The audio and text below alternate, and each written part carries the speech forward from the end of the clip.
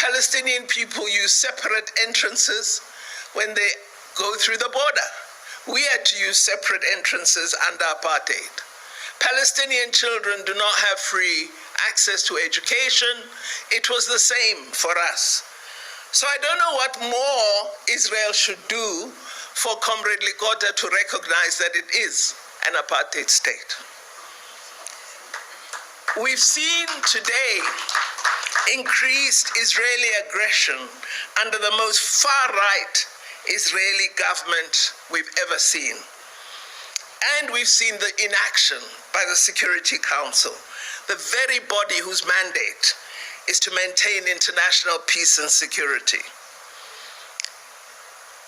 Despite the fact that the root cause of this conflict is illegal occupation, we have heard a tirade of criticism of Palestinians from Western powers and unflinching support for the occupying power. Despite the fact that I've been called all kinds of names because I refused to call Russia an occupying power of Ukraine. I've always objected to double standards. These type of double standards are the result of a global system which is skewed in favor of the powerful, to the detriment of those fighting for their rights and self-determination. I repeat, it is imperative that social movements raise their voices in solidarity with the Palestinian people, particularly given the notably biased media coverage of the current violence. Within the United Nations, we have seen almost unanimous support among member states for ending the illegal economic blockade of Cuba, which is now entering its 61st year. Yet, the Cuban people continue to be denied access to life-saving medicines, essential goods, and the right to trade as any other sovereign nation. These are injustices that once more need to be taken up by the Global South and progressive forces worldwide to create a groundswell of popular support for the Cuban people, as well as the people of Palestine and all oppressed people all over the world. In South Africa, as the South African Department of International Relations and Cooperation, we wanted to provide support to the people of Cuba after they sent an appeal to us. When our opposition parties got hold of our intention, they, through an organization called AfriForum, took us to court. And the court ruled that I must use that money for poor people in South Africa and not provide anything to the people of Cuba. Of course, I'm appealing that decision, but here's my troubling point.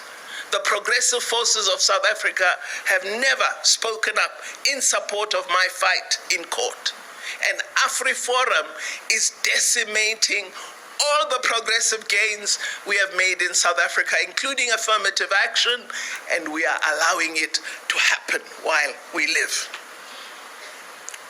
We are also articulating calls that we should overhaul the current global financial and trade architecture, and much of the world is joining us in this call.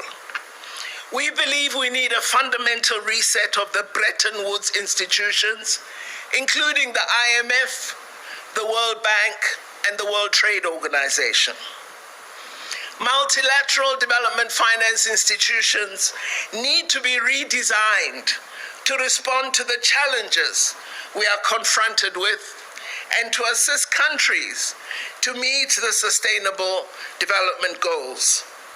They must help us respond effectively to public health emergencies and to mitigate climate change. The IMF needs to be repurposed and should provide counter-cyclical lending in times of debt distress, enable debt restructuring and relief, and provide liquidity to all countries that require it. I'm raising all these things, Comrade Chira, because I believe while we should have the debates you will have in this meeting, we also must look at the real situation of the globe and determine how we interface with these challenges and address them. We are fortunate as South Africa to be part of the BRICS partnership. And in BRICS, as the BRICS countries, we've been working toward developing a more equitable, balanced, and representative global governance system.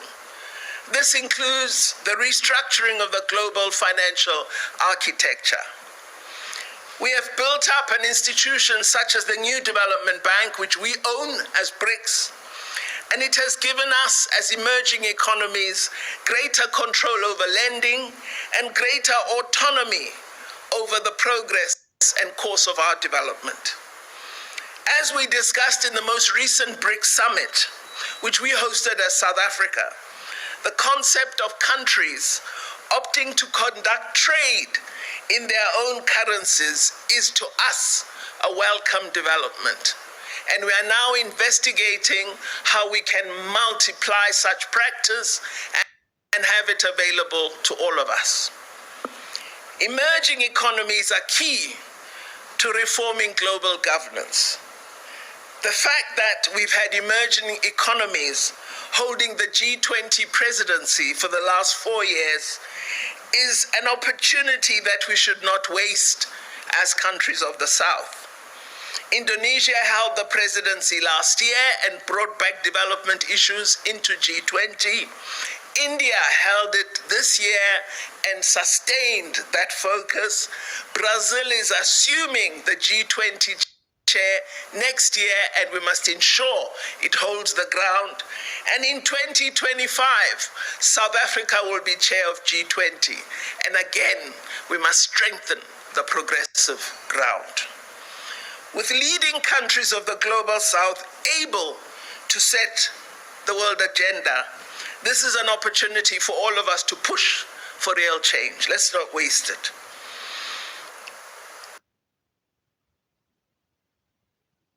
The demands that were made over 50 years ago by the global South when it met as NAM, that we should overhaul the rules of international trade, reform the international financial system, and recognize the sovereignty of each state over its natural resources. All of these, articulated over 50 years ago, are gaining momentum today. The Global South is calling for cancellation of historical debt. There must be content to our progressive agenda. Content. The issuance of new IMF special drawing rights is something South Africa has been insisting upon. The expansion of concessional development financing and technology transfer. All of these are based on the right to development, which many of us have forgotten.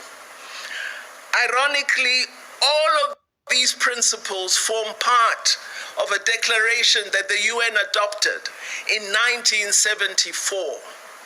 But this was largely disregarded by multilateral bodies that instead imposed neoliberal policies on developing countries to ensure they implement extreme trade liberalization to their people's cost. Today, developing countries, which include the Africa Group, India, and Cuba, have tabled a proposal on the reform of the WTO, a proposal called Strengthening the WTO to Development and Inclusivity. The proposal cites World Bank data to show that the gap in per capita GDP between the developed and developing world has widened since WTO was created, and calling for special and differential treatment to be upheld in future agreements.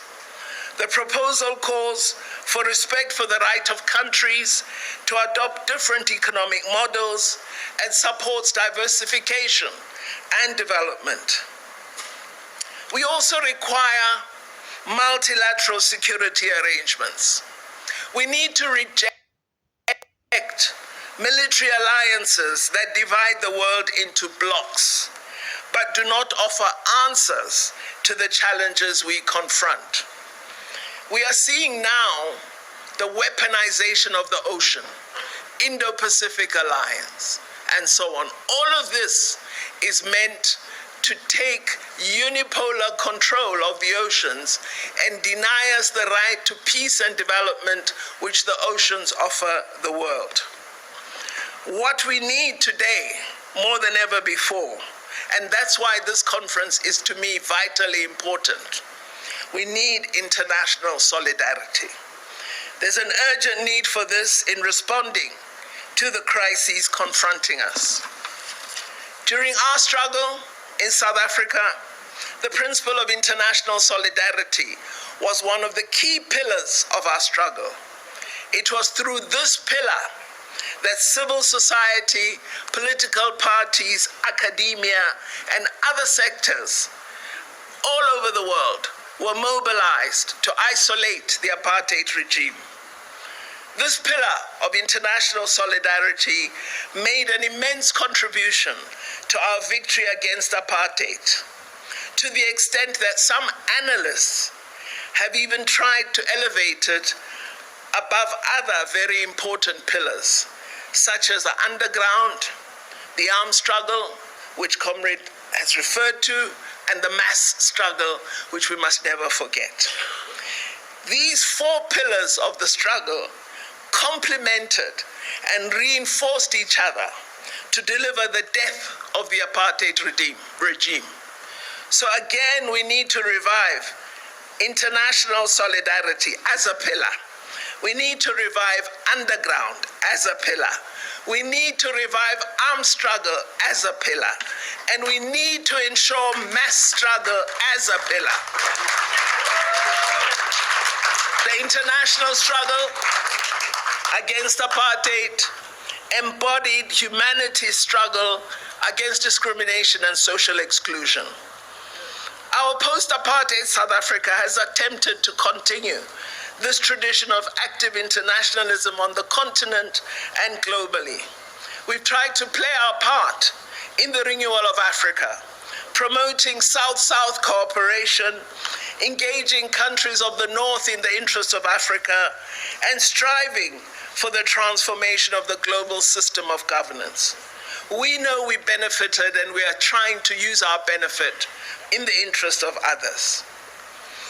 We believe that today internationalism is going to be decisive in crystallizing new forms of organizing political forces for meaningful transformation. But as I said earlier, we need a strategic approach to the search for a better international order, one that is equitable, just, humane, inclusive, and democratic. So while I agree with BDS and the focus it has, I think we need to discuss how do we activate this in a manner that allows us to achieve the outcomes we desire, and not as an illustration of our ability to organize. And I haven't yet had that strategic advice. So with the BDS intervention at the ANC conference in 2017, we did indeed remove an ambassador from Israel. But I haven't seen it advance the peace agenda. So how do we act together to make gains in the struggle rather than to have illustrations of action? This is the kind of strategic discussion I hope we could have at some time. I believe we need to continue as South Africa to contribute to the building of a global progressive movement for a better Africa and a better world. People need to be shaken out of complacency and distraction. Progressive forces of the left need to step in, need to provide hope and vision, and offer up concrete pathways to political action. Across the global south, the progressive community has begun to rally. We look forward to the expansion of brave, united, vibrant social movements. As the great revolutionary leader of Cuba, President Fidel Castro said, we need to unite today to build the tomorrow we yearn for, to vindicate the always excluded, and to rescue faith in humanity.